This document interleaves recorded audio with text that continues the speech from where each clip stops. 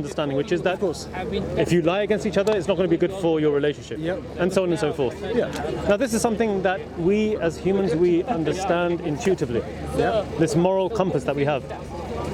And we understand that there are certain fundamental ideas of what is good and what is evil, right? So for instance, you're not going to kill each other because you know it's going to be against your best interests to live in harmony, right? And so this idea of justice was understood by the most primitive people, whether they be, even today, you go down to the Aborigines or the people who live in the middle of the jungle.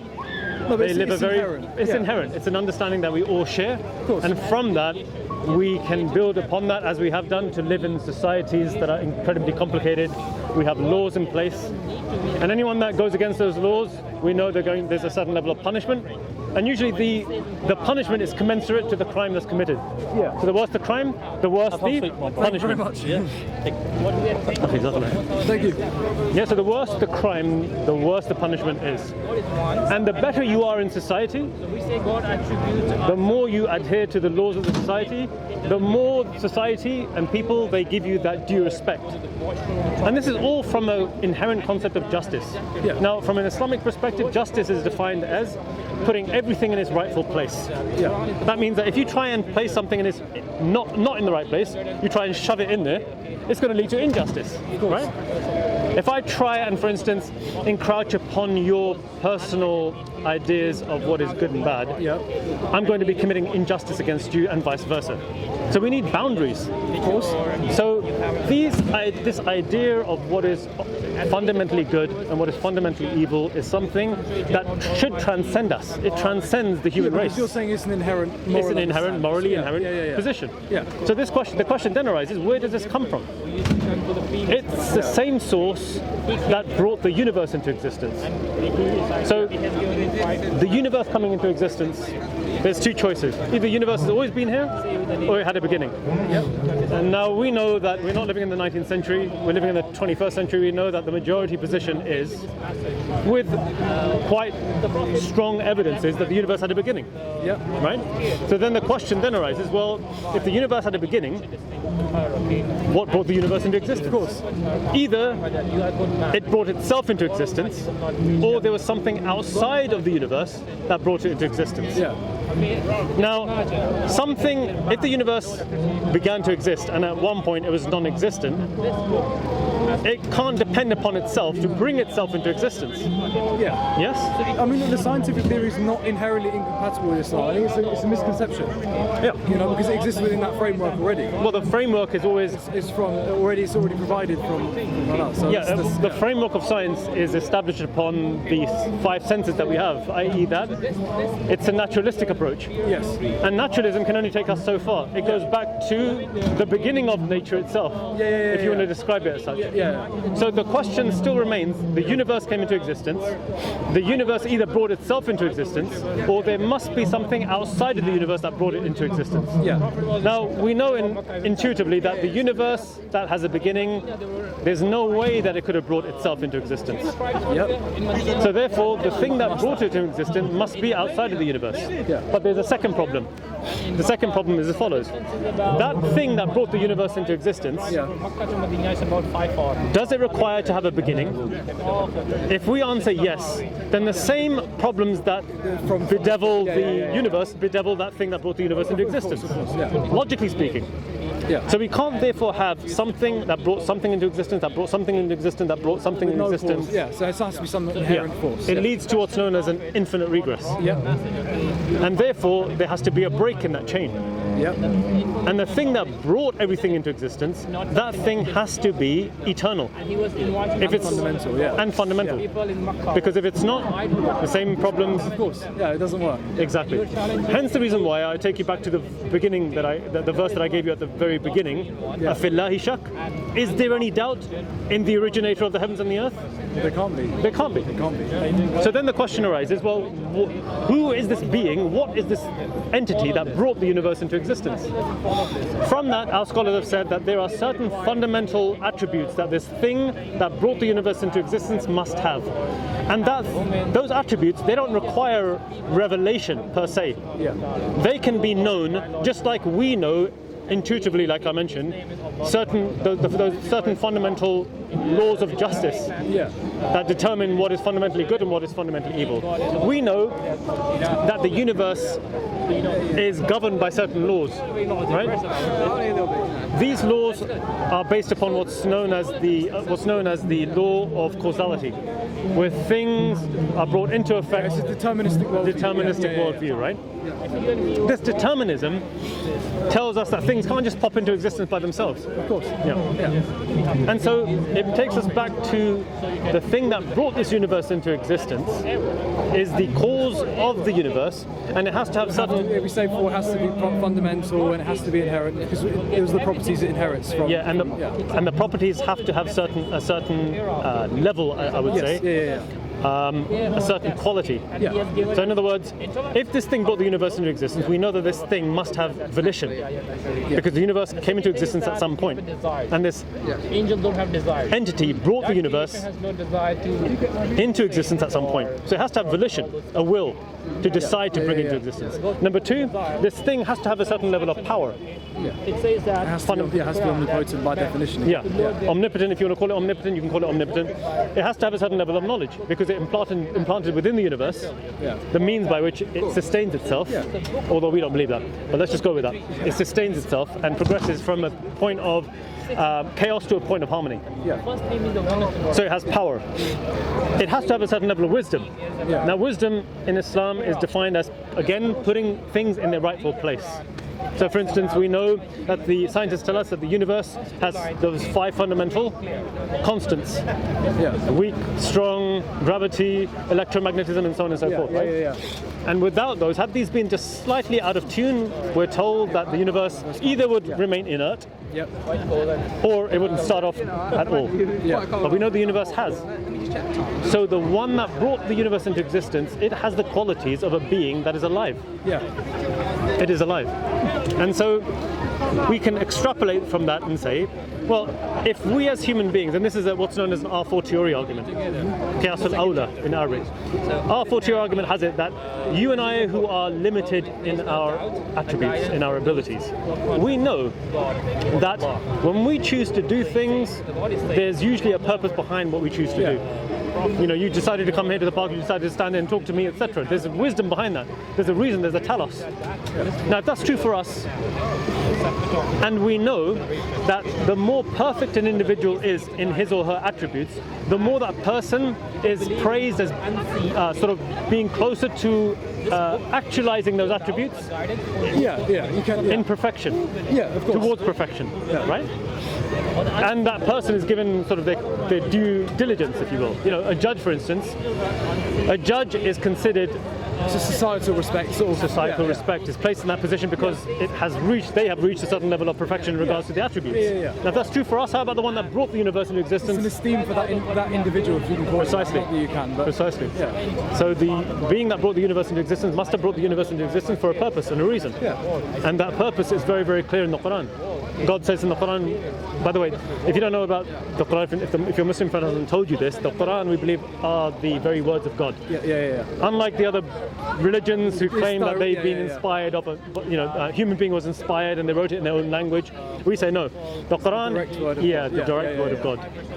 So the Quran says that, and the verse is very, very easy and very clear. It says that we have not created jinn. You heard this? Yeah, I've heard this one, Which is an alternate form of life, like the angels, nor mankind, except that they worship me, God says. And then God continues and says that He does not require sustenance or to be fed, because He is the possessor Dhul Quwwat al-Mateen. He is the possessor of might and power, and rather he's the one that feeds you. So that gives us a purpose in life, and the purpose is rooted in what's known as the ultimate truth. What is the truth that goes back to the being that brought us into existence, allowed the universe to reach this point where you and I were standing here thinking at the abstract level, and we can. Oh, your friend's going. So we'll have to go in a minute. Okay, no worries. Yeah, no, that's all good. So that's basically, just to quickly wrap up, the concept of Islam in establishing within the Muslim the understanding that not only must there be a creator, but this creator must have created us for a purpose based upon an ultimate truth. And the truth, my friend, is not expansive. It's very narrow by definition. And it's clear. The Prophet Muhammad ﷺ, he said that I've left you upon clear guidance. Its night is like its day. No one deviates from it except that he will be destroyed.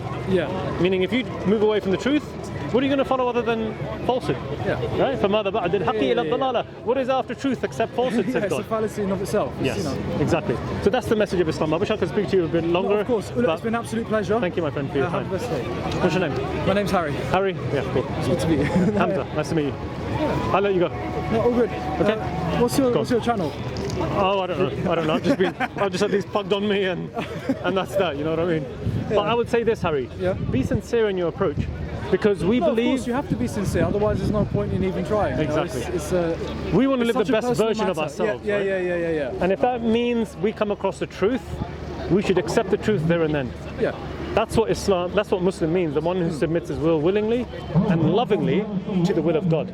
Yeah, that's right. And the message has always been the same. The God who created us, he sent his prophets and messengers, as I'm sure you know, to teach them this one singular message, which was what I gave you, the purpose in life. And if you don't want to engage in that, there's no point, because it's a waste of your time. You have to be willing to engage directly and to understand and respect that. You know, esteem is the word. Esteem, and be sincere towards the truth as well. Yeah, of course. I mean, if you're not sincere towards the truth, then you'll suffer from things like doubt, delusion, and the worst of which is known as compounded ignorance, where you see the reality of something as it is, but you say, you know what, I know it's dark at the moment, but it's not. It's the sun's out at the moment. You know what I mean? That's jahl al-murakkab. That's compounded ignorance. That's the worst of ignorance. That's the ignorance that the devil, when he was told by God to, I mean, you know the story, right? Told to prostrate to Adam, he said, I'm better than Adam. That was the first level of racism. That was the first time racism was manifested. I'm better than Adam. You created him from clay. I'm made from the smokeless fire. So Islam goes into a lot of depth, but ultimately Islam is about rights, the establishment of rights. It's just. I will read the Quran in English at some point, because this is. We have a Quran they were giving away free. Sure. Oh yeah. If I could get one, I'd be grateful. Yeah, come. Yeah, get him a suffer. Sorry. The Quran. You said your friend has gone through the Quran with you. He's a very good friend of mine. He's a cousin, but he's been. There you go, my friend. I think there's some leaflets as well. Oh, cheers, thank you. That costs £50, by the way. Cheers. No, I'm joking. No, look, really, I'll read it, because it's just, it's kind of a barrier to entry as well, a little bit with Islam. And I think people here, it's difficult for you to engage with it. There's a lot of also propaganda. It's probably. Harry, you know what we say? You won't believe this, but when moments take place, like for instance 9/11, 7/7.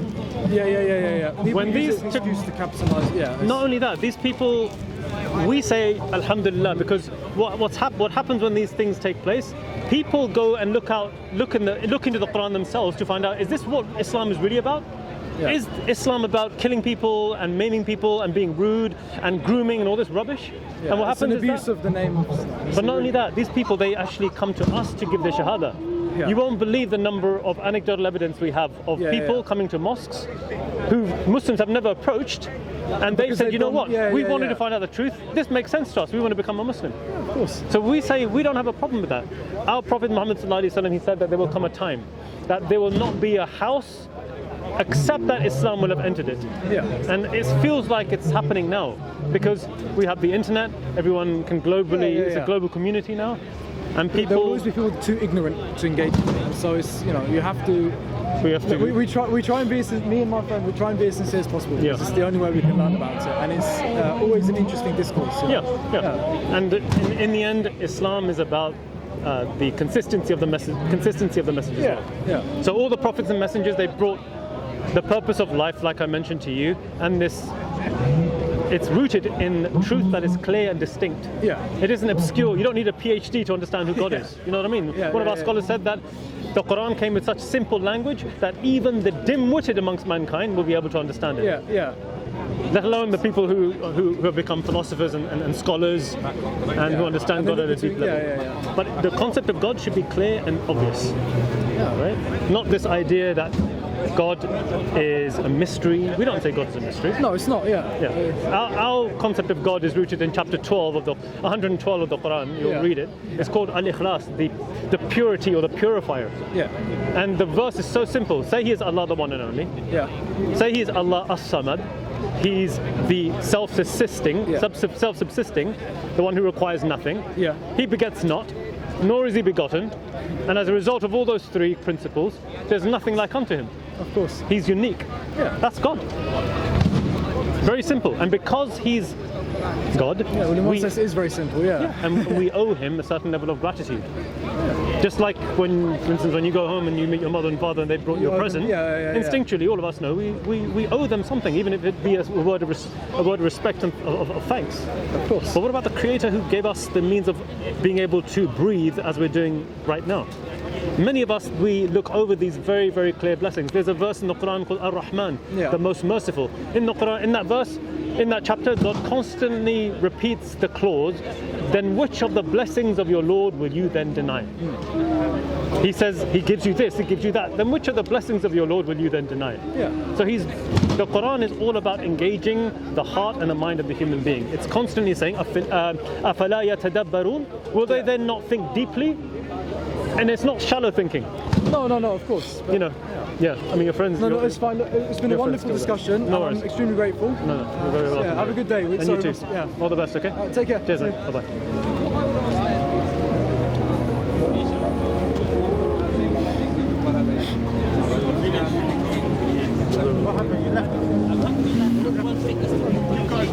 Sorry. When somebody starts. Sorry. Hey buddy, how you doing? You okay? You got 5 minutes? No? We don't need to be just one person. I'm going to look for somebody else. How was the conversation? Yeah, alhamdulillah. It's good, it's good. Because sometimes I can talk and It's freezing though. Yeah. We find here reasonable people who give da'wah, proper da'wah. Yeah. They don't know about Islam. MashaAllah, this is good. Yeah. Unlike the speaker's corner. I know.